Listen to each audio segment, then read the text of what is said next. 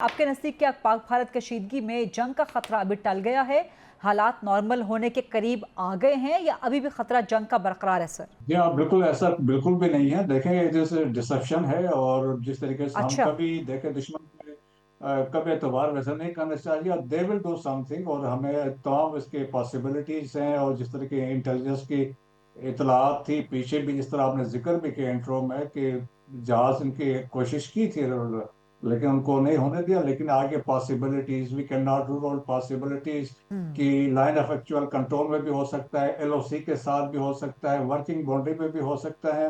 It can be surgical strikes का concept भी है, इंकर्जन के भी पॉसिबिलिटीज हैं, एंड वर्स्ट सिनेरियो में मिसाइल स्ट्राइक्स भी हो सकते हैं। लेकिन यह है कि हम इसको रूल आउट बिल्कुल नहीं कर रहे हैं। दैट्स वाई एक बड़ा categoric message was conveyed to India number of time. अब recently जब chief of army staff strike corps की एक्सरसाइज पे गए हुए थे, while standing on the top of a tank, तो वहां से उन्होंने कहा था कि अगर इंडिया कोई मिस एडवेंचर करता है, मुहिम जोई करता अगेंस्ट पाकिस्तान, जी। तो उसका डिसिसिव भरपूर जवाब दिया जाएगा। So that was a message वहां से बैठ के उन्होंने दिया था। हम्म। तो ये तमाम पॉसिबिलिटीज हैं। आपके ग्राउंड और फोर्सेस इसका तैयार इसका नहीं ये आ जो रहे आर्मी हैं। चीफ का बयान था और जो उनका एक बॉडी लैंग्वेज थी, इसको अप्रिशिएट किया इंटरनेशनल मीडिया ने, वो बड़ा इंप्रेस हुआ है इससे।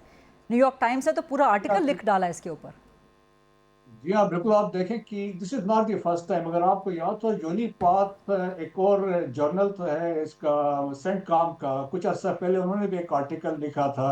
दे acknowledge the contribution of general Asim, जब इन कम्बटिंग टेररिज्म उन्होंने उसकी बात की थी। हम्म। और सेकंड, उन्होंने ये कहा था कि नेशनल सिक्योरिटी में बड़ा कलीदी किरदार अदा कर ठीक। रहे हैं। और ठीक। आल्सो उन्होंने कहा कि सोशो इकोनॉमिक अपलिफ्ट में। अब ठीक। जब न्यूयॉर्क टाइम्स आए, तो न्यूयॉर्क टाइम्स ने देखे कि उन्होंने लिखा कि ही है is playing a decisive role in shaping Pakistan response. इसका मतलब है पब्लिक ओपिनियन जो है, that is with the arm forces of Pakistan, that is one thing.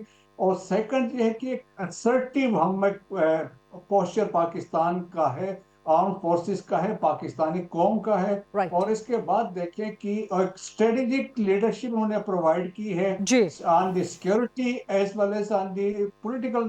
जो जेस्चर्स हैं इंटरनेशनली, जी उसमें वो भी बिल्कुल। एक जी बड़ा बिल्कुल। इंपॉर्टेंट फैक्टर है। और मोस्ट इम्पॉर्टेंटली देखें कि he has revived the concept, दो टू नेशन थ्योरी की बात की है जो हम भूल गए थे, तो वो रिवाइव किया है। जिस पे बेस करके तो पाकिस्तान बना था। हमारे लिए राइट। मिसाल आज के मुसलमान जो इंडिया में रह रहे हैं, उनके साथ क्या हालात हैं। आलमी बरादरी जो कोशिश कर रही है सालसी की, आपको लगता है कि वो कामयाब होगी? और पाकिस्तान की जो एफर्ट्स हैं आलमी बरादरी पे ये मुकदमा उजागर करने की, क्या वो काफ़ी हैं? मेरे ख्याल में, मैं समझता हूँ कि डिप्लोमेटिकली हम अभी जो हमारे डिप्लोमेट्स हैं across the globe, they are proactive है, एग्रेसिव है, जो पता चल रहा है। और इन मोस्ट इम्पोर्टेंटली देखें कि रशिया ने फर्स्ट टाइम बड़ा स्ट्रॉन्ग स्टैंड पाकिस्तान के फेवर में लिया है। हम्म। उन्होंने जो इंडिया को मैसेज भेजा है कि आप शिमला और लाहौर जो एकॉर्ड है उसके मुताबिक उसमें करें, जी। क्योंकि इसके मतलब है इसमें कश्मीर भी आ गया। तो इंडिया में तो बहुत थलथली मची हुई है कि रशिया ने ये क्या कर दिया। जी। रशिया ने वहां के जयशंकर से भी बात की थी, यहाँ पे डार साहब से भी बात की है। और चाइना ने तो खुल के आपको सपोर्ट किया। अमेरिकन जी। They have been neutral, they उन्होंने सपोर्ट नहीं किया है।